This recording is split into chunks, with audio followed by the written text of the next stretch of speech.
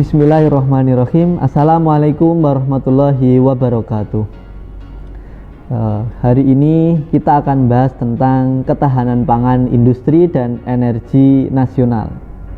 Ya, peserta didik sekalian, anak-anakku yang saya sayangi, yang saya cintai, bahwa kita ketahui bahwa ketahanan pangan yang ada di negara ini sangat menjadi fokus perhatian, karena kita ketahui bahwa setiap individu manusia itu membutuhkan pangan karena sebagai kebutuhan utama di dalam memenuhi kebutuhan hidupnya.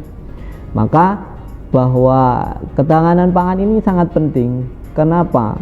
Mengapa kemudian kita perhatikan?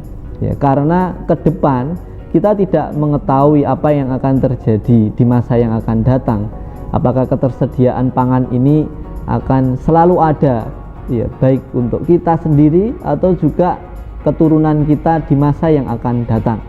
Karena kita ketahui bahwa jumlah penduduk yang ada di negara kita dan tentunya di dunia ini semakin bertambah. Tentunya kebutuhannya juga akan bertambah. Nah, inilah menjadi PR kita, bagaimana ketahanan pangan yang ada di Indonesia ini. Nah, anak-anakku sekalian, pembelajaran geografi hari ini kita akan membahas tentang kompetensi dasar di ketahanan pangan ini.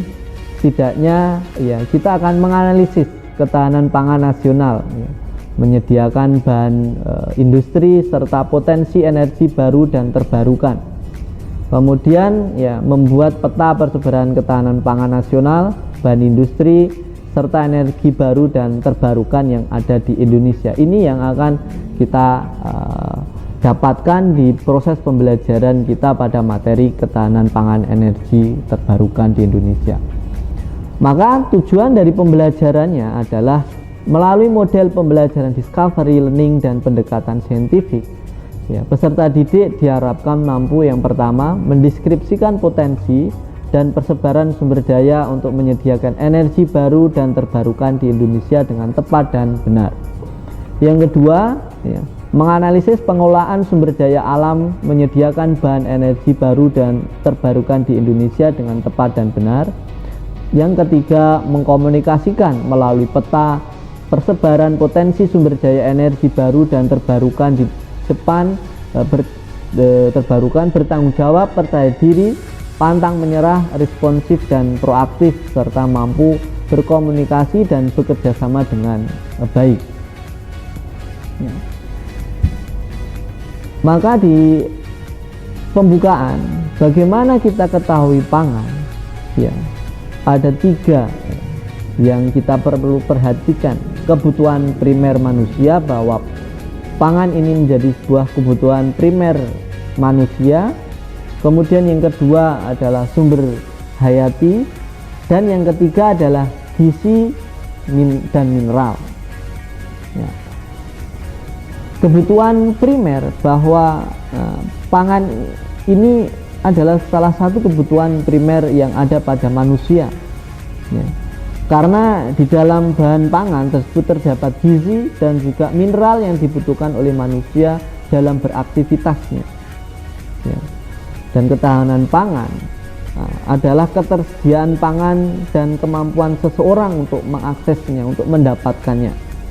Nah, sebuah rumah tangga dikatakan memiliki ketahanan pangan yang memenuhi, tidak berada dalam kondisi kelaparan atau dihantui ancaman kelaparan, maka ketahanan pangan tadi merupakan ukuran kelentingan terhadap gangguan pada masa depan atau ketidakdisuplaiannya dari pangan tersebut akibat dari beberapa faktor seperti kekeringan, gangguan dari kelaparan, kelangkaan bahan bakar, serta ketidakstabilan ekonomi, peperangan dan lain sebagainya. Ini yang menjadi fokus dari bagaimana pangan itu menjadi komoditas, menjadi kebutuhan pokok. Kemudian kita perlu mengetahui apa itu definisi ataupun juga arti dari ketahanan pangan. Undang-Undang Nomor 18 Tahun 2012 ketahanan pangan adalah kondisi terpenuhinya pangan bagi negara hingga perseorangan yang tercermin dari kecukupan ketersediaan pangan baik jumlah maupun mutunya aman, beragam, bergizi, merata, dan terjangkau serta tidak bertentangan dengan agama, keyakinan, dan kebudayaan masyarakat untuk dapat hidup sehat, aktif, dan produktif secara berkelanjutan. Ya. Jadi terpenuhinya pangan dari negara sampai perseorangan. Ya, kemudian poin juga ada beragam. Ya, karena kita ketahui bahwa setiap daerah di Indonesia itu mempunyai karakteristik yang berbeda-beda, ya, antara satu dengan yang lainnya. Ya, ada yang kemudian dari makanan pokoknya itu beras. Ada daerah tertentu yang makanan pokoknya itu adalah sagu. Ada yang bahan pokoknya itu adalah gandum. Ada yang bahan pokoknya itu dari jagung. Itu beragam, ya, berbeda-beda. Kemudian cukup jumlah dan mutunya, harus mempunyai kadar mutu yang bagus. Dan kemudian merata di setiap daerah tersebut. Selain itu juga harus bergizi, bahwa makanan tersebut bergizi bagi yang memanfaatkan dari makanan tersebut. Kemudian aman, ya, tidak bertentangan dengan agama. Ini kalau di agama kita, agama Islam yang halal, ya, agama keyakinan budaya dan terjangkau, ya. Sehingga hidup sehat, aktif, dan produktif secara berkelanjutan ini menjadi sebuah, ya, bahwa ini yang kemudian menjadi ketahanan pangan yang ada di Indonesia ini. Nah, ketahanan pangan yang mantap itu membutuhkan, ya, satu kemudian perencanaan yang luar biasa yang tentunya kita harus pelajari satu persatu. Bagaimana sebuah negara itu mempunyai ketahanan pangan yang mantap, yang bagus. Ya, karena ketahanan pangan atau food, ya, security mencangkup banyak aspek, ya, sehingga dapat diinterpretasikan, bisa diterjemahkan, ya, dengan banyak cara. Ya. Ketahanan pangan diawali dari pertanyaan, dapatkah dunia memproduksikan pangan yang cukup pada tingkat harga yang pantas dan terjangkau oleh kelompok miskin serta tidak merusak lingkungan hidup. Ya. Secara luas pengertian dari ketahanan pangan juga tercermin di mana keterjaminan akses pangan buat segenap rumah tangga serta individu setiap waktu sehingga mereka dapat bekerja dan hidup sehat. Ya. Kemudian juga ada yang menyampaikan bahwa ketahanan pangan ini dapat ditinjau dari beberapa level, tingkatan. Ada yang levelnya itu global, ada yang levelnya itu nasional, ada yang levelnya itu regional, kemudian levelnya itu komunitas lokal, kemudian yang kelima rumah tangga, keenam individu, yang merupakan suatu rangkaian sistem yang hierarkis bertingkat dalam merumuskan kebijakan maupun kajian empiris terhadap kemampuan ketahanan pangan.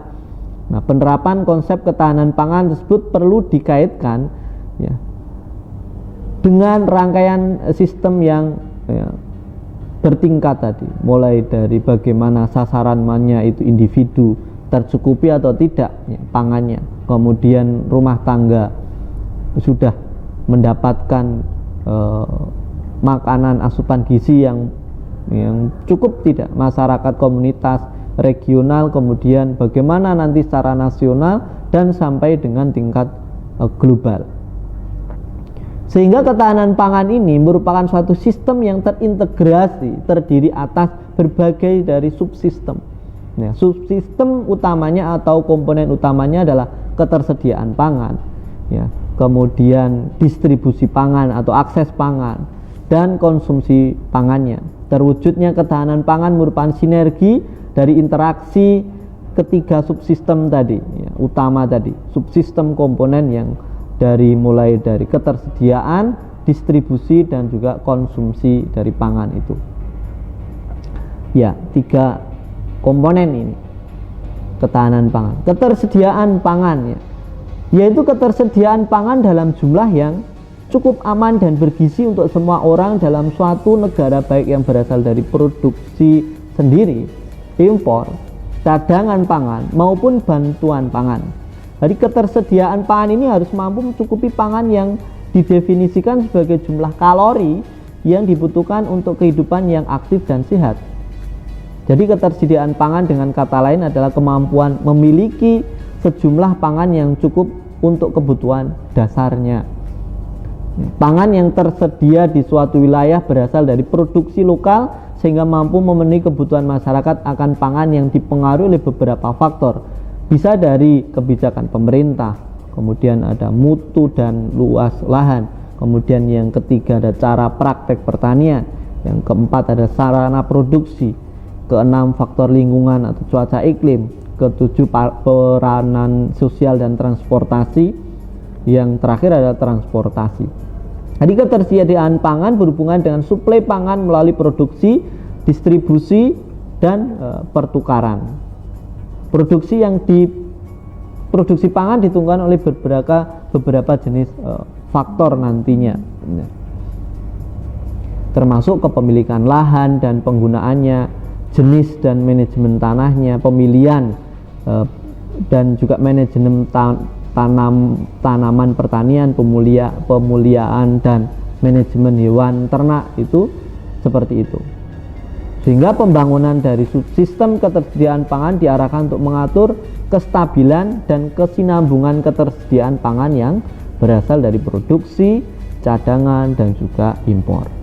Kemudian yang kedua adalah distribusi akses pangan, yaitu kemampuan semua rumah tangga dan individu dengan sumber daya yang dimilikinya untuk memperoleh pangan yang cukup untuk kebutuhan gizinya, yang dapat diperoleh dari produksi pangannya sendiri, pembelian ataupun melalui bantuan pangan.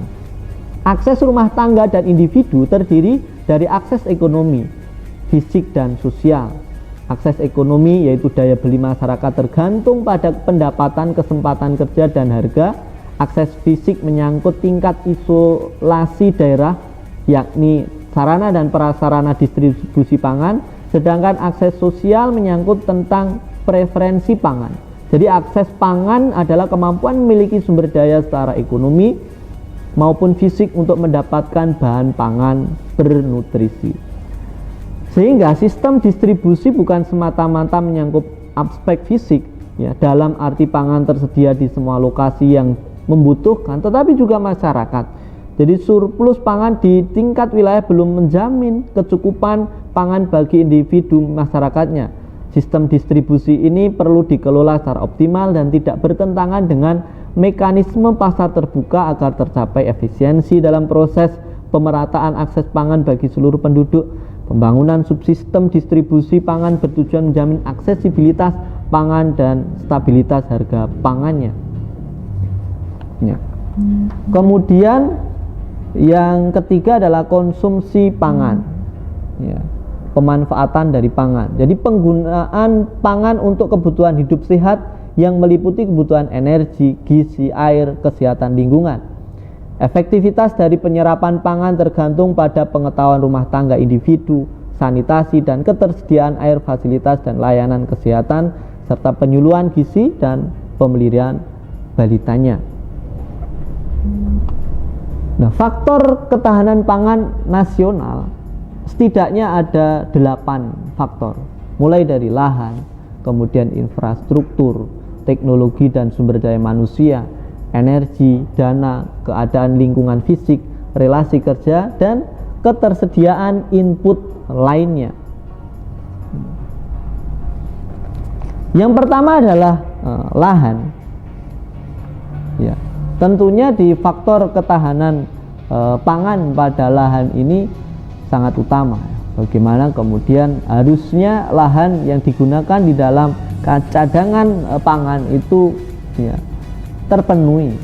Meskipun kita ketahui, ya, secara nyatanya, realnya, ya, lahan ini semakin hari, ya, semakin berkurang karena ya setiap individu itu membutuhkan papan atau juga tempat tinggal atau rumah, sehingga terkadang lahan yang harusnya itu digunakan untuk kebutuhan pokok, yakni menanam padi dan lain sebagainya, itu ya, semakin berkurang ya. Begitupun juga harusnya didukung dengan infrastrukturnya dengan baik, teknologi dan juga sumber daya manusianya juga harus mendukung, energi yang digunakan itu juga harus sesuai, dananya juga perlu, keadaan lingkungan fisik, relasi kerja, dan ketersediaan input lainnya juga mendukung dari ketahanan pangan ini. Ya, kemudian selanjutnya adalah bagaimana kalau ketahanan pangan di Indonesia? Penduduk di sektor pertanian, kalau kita ketahui penduduk Indonesia yang bekerja di sektor pertanian itu 39,68 juta orang atau 31,86% dari 124,54 juta orang penduduk yang bekerja. Jadi kita bisa melihat itu yang pertanian itu sekian persen ya jumlahnya, sedangkan non pertanian ya jumlahnya jauh lebih banyak. Yang pertanian itu ya hanya berapa, di bawah 50% begini ya. Kemudian yang non pertanian ya, lebih dari ya 100%. Itu berdasarkan Badan Pusat Statistik BPS tahun 2017 Februari. Kemudian bagaimana pertanian terhadap PDB-nya, produk domestik bruto ya. Kontribusi pertanian dalam arti luas terhadap produk domestik bruto pada triwulan yang kedua di tahun 2017 itu 13,92%. Kontribusi tahun 1991 itu baru 22%. Ya, artinya bagaimana? Artinya menurun. Dari dulu tahun 91 itu ya ada 22%, sekarang di tahun 2017 tersisa 13,92%. Penurunan yang kita lihat signifikan sekali di sumbernya Bisnis Tempo ya, tahun 2017 dan juga Kompas.com. Bagaimana dengan jumlah penduduk? Jumlah penduduk Indonesia adalah 237.641.326 jiwa di sensus tahun 2010. Laju pertumbuhan rata-rata nasionalnya 1,36% tahun antara 2010 sampai 2014. Ya, pertumbuhannya meningkat dan jumlah penduduk Indonesia cukup besar dan terus meningkat. Ya. Sedangkan ya ketersediaan pertanian ternyata berkebalikan. Ya, kontribusi sektor pertanian terhadap perekonomian relatif rendah dan cenderung menurun. Jadi jumlah penduduknya meningkat, sedangkan pertaniannya itu menurun. Nah, kita bisa ketahui bagaimana peta ketahanan dan kerentanan pangan di tahun 2018 ini ya, menunjukkan bahwa di daerah-daerah Indonesia mulai dari Sabang sampai Merauke ya, seperti ini ya, kondisi kerentanan berdasarkan indeks ketahanan pangan kelompok. Jadi yang hijau itu prioritas yang ke-6 yang levelnya tinggi, kemudian yang merah ini adalah yang menurun begitu.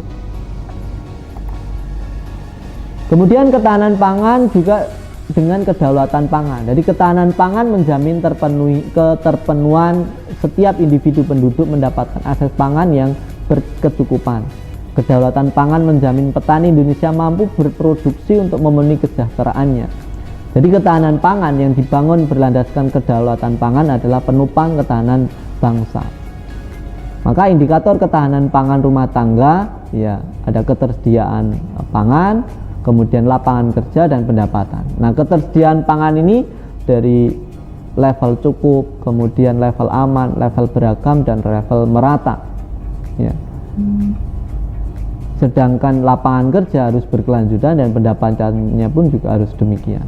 Nah, cara-cara meningkatkan produksi pangan masyarakat, ya proyek masyarakat dimulai dengan sedikit tanah, uang, dan mendapatkan lebih banyak makanan segar, ya kebun keluarga, kemudian harus ada kebun sekolah, ada kebun warga, ada warga pendukung pertanian, dan juga program penyimpanan benih.